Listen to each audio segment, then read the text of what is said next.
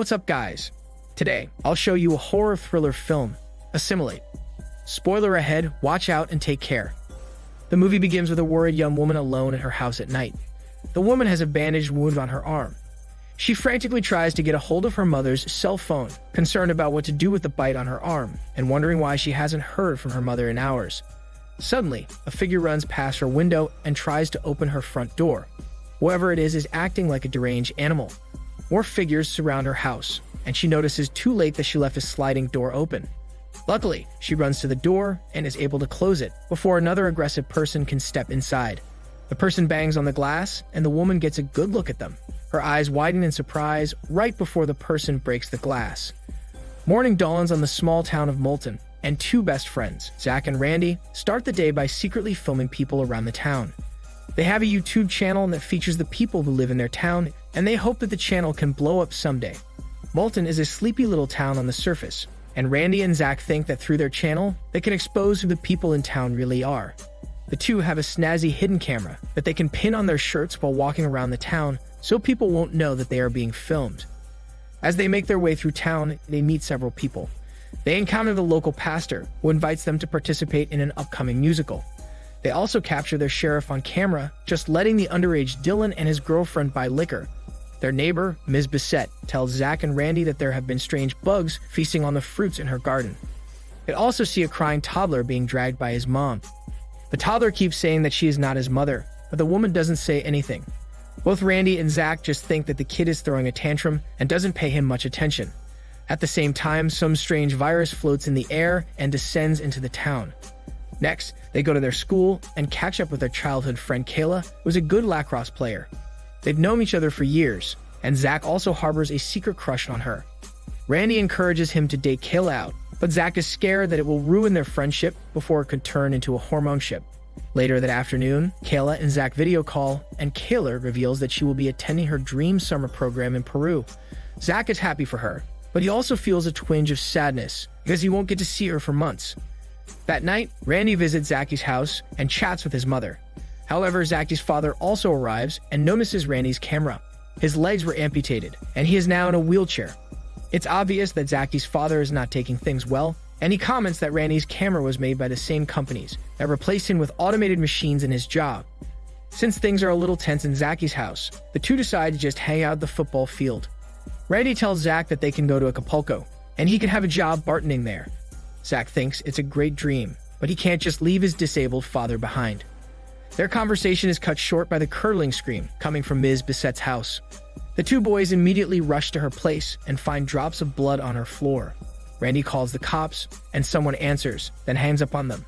A small creature flies out of the bedroom wall and escapes outside, while the sobbing Ms. Bissett hovels in a corner. Zach and Randy chase the creature into the woods, but it moves too quickly. They then see the creature dart inside a box, held by a person waiting for it. The person gets in a car and drives away, but not before the two boys get a glimpse of one of the three people inside it. It's the pastor they had encountered earlier in the day. The two friends walk back to Ms. Bissett's house, and they see her crying on the phone while clutching a bite on her leg. The next morning, Randy and Zach head to the police station to report what happened. However, the two are confronted by Dylan, who they filmed at the liquor store yesterday. He is angry about the video since his father found out that he was drinking and confiscated his Xbox. The deputy diffuses the situation and sends Dylan on his way. Inside the police station, the two boys show last night's footage to the deputy, but he doesn't believe them and just says that they photoshopped the video as a prank. Zach and Randy decide to handle things by themselves and confront the pastor. They find him in the dimly lit basement of the church. The pastor is so far from the warm man who invited them to join the musical just yesterday. He is now cold and emotionless. Despite the footage that Randy got of him being in the car last night, the pastor denies ever being there.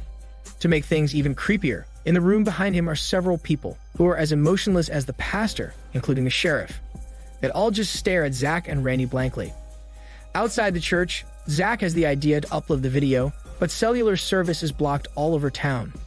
The two boys then go back to Ms. Bissett's house. She's acting strangely too, dressed in sexier clothes and wearing more makeup than she usually does. A strange sound is coming from upstairs, but she just ignores it.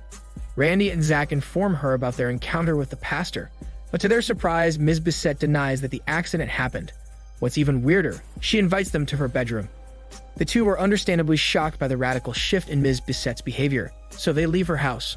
But Randy and Zach circle around the house and see Ms. Bissette's bedroom through the window. An unconscious Dylan is strapped to her bed. Then something strange happens. A man who looks exactly like Dylan appears and notices the two boys peeping inside. They are flabbergasted and can't think of a plausible explanation as to why there are two Dylans walking around. They run like bats out of a cave, spooked by what they saw.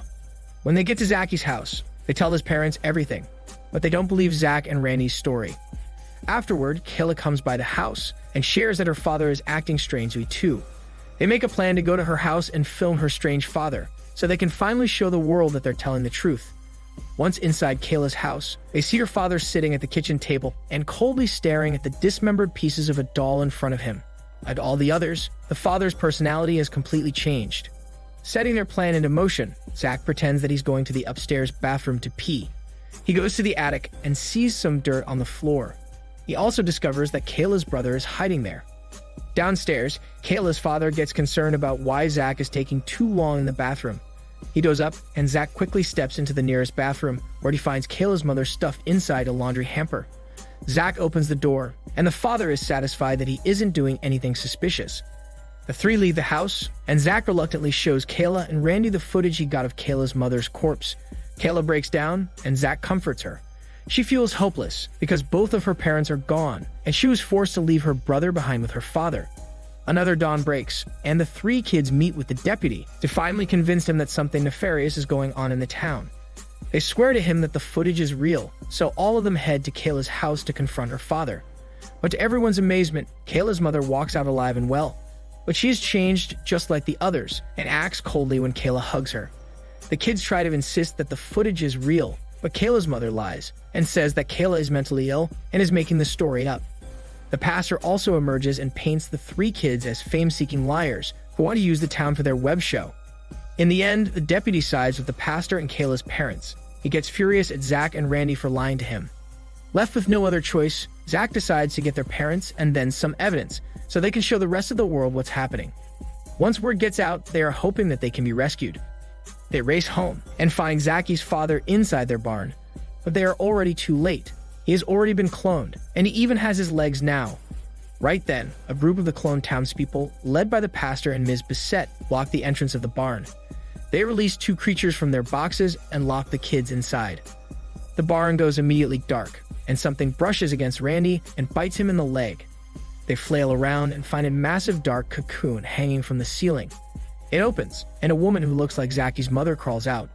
The mother's clone walks to where his real mother is lying tied up and puts her hands on the real mother.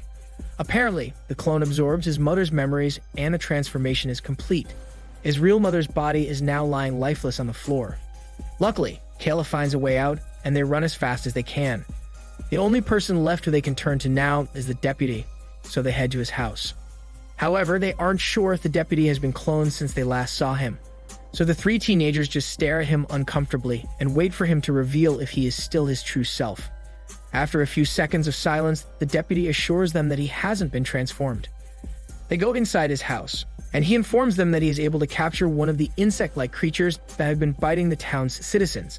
The deputy proposes that if they can manage to get the creature and the footage to the FBI, they can send reinforcements to eradicate the threat. The four of them piece together what they know. They think that the insects bite people to get their DNA. Then they start creating a clone inside one of the cocoons. Once the clone is complete, it will go to the original person and absorb its memories and kill the original, so it can replace them totally. This is why Ms. Bissette and the woman shown at the beginning of the film were bitten first before being replaced by their clones. This also explains why Zach and Randy saw two Dylans in Ms. Bissette's bedroom. The one tied to the bed was the real Dylan being killed, so his clone could replace him. Shortly after, the clones begin to gather outside the deputy's house. One of them is Randy's clone, freshly created after the insect bit him in the barn earlier. They locked the doors, but the determined clones just pushed and flipped the deputy's RV many times. The deputy is even dragged through a window and killed. The teenagers are now surrounded on all sides, and they have nowhere to go. Randy chooses to be the hero. He sacrifices himself by running outside and drawing attention to himself, while the rest of the group escapes. It's just Zach and Kayla left. Since the cellular signal is still blocked, Kayla comes up with the idea to get the delivery van from her mother's flower shop. They can get it and rescue Kayla's brother, and then go to a nearby town and upload their footage on the internet.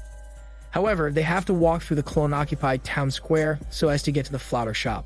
Along the way, they pass by the clones, burning the bodies of the original humans in a huge bonfire. Kayla and Zach pretend to be clones by acting emotionless, and they finally reach the shop. Zach goes in to look for the keys to the van, while Kayla waits outside. But she sees her brother inside one of the other buildings, and she follows him. Inside, there are dozens of children being forced by their clone parents to be bitten by the creatures. Kayla sees her brother and walks up to him with tears in her eyes, which however gives her away as a real person, not a clone. So the clone sees her and she screams for her brother to run and go to their family's cabin. They are about to force her to be bitten when Zach crashes the delivery van into the building, and the two manage to escape. While driving, Zach notices a bite on Kayla's arm. She begins to cry, and he comforts her.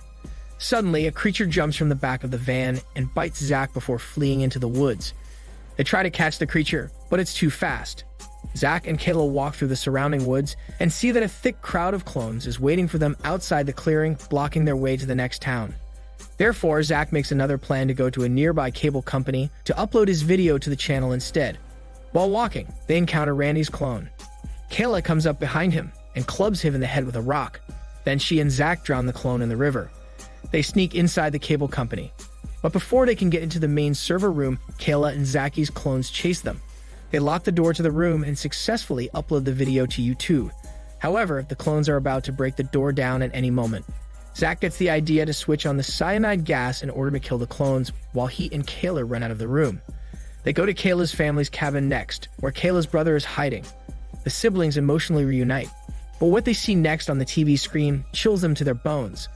Footage of emotionless people around the world is playing on the news channel. Thousands of clones are now slowly taking over the world, and Kayla and Zach realize that they are not the first town to be invaded by the virus, but the last.